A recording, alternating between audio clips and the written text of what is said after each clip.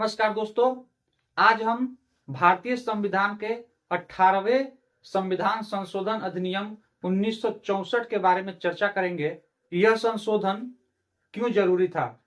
तो सबसे पहले मेरे चैनल को सब्सक्राइब जरूर कर लें ताकि ऐसी ही जानकारी से आप अपडेट होते रहें। चलिए जानते हैं, भारतीय संविधान का यह संशोधन दिखता तो छोटा है, लेकिन राज्य पुनर्गठन सीमाओं और संवैधानिक स्पष्टता के दृष्टिकोण से बेहद महत्वपूर्ण है।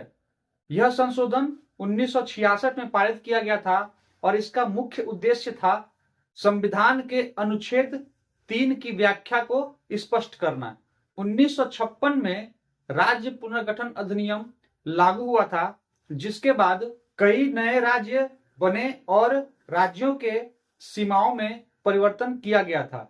तो उस समय एक बड़ा संवैधानिक प्रश्न सरकार के सामने आया कि क्या राज्य की सीमा में परिवर्तन नए राज्य के गठन में शामिल है या नहीं।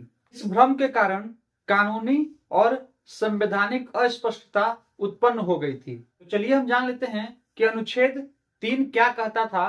तो अनुच्छेद 3 में संसद को वह शक्ति दी गई थी कि वह कोई भी नया राज्य बना सकती है, राज्यों की सीमाएं बदल सकती है और राज्यों के नाम भी बदल सकती है। लेकिन यह स्पष्ट नहीं था कि सीमा की परिवर्तन परिभाषा में नया राज्य शामिल है या नहीं है।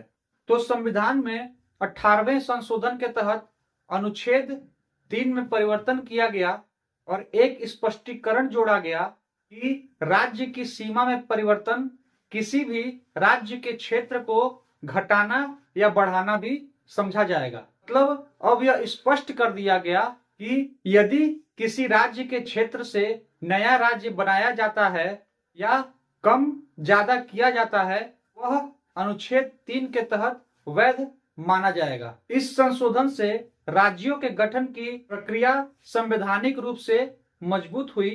तो राज्य पुनर्गठन अधिनियम के बाद उत्पन्न संवैधानिक भ्रम और न्यायिक व्याख्या की आशंका के कारण भारतीय संविधान में 18वां संशोधन किया गया था।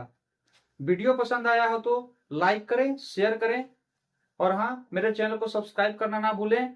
मिलते हैं आपसे अगले वीडियो में ऐसी ही जानकारी के साथ। तब तक के लिए धन्यवाद दोस्तों।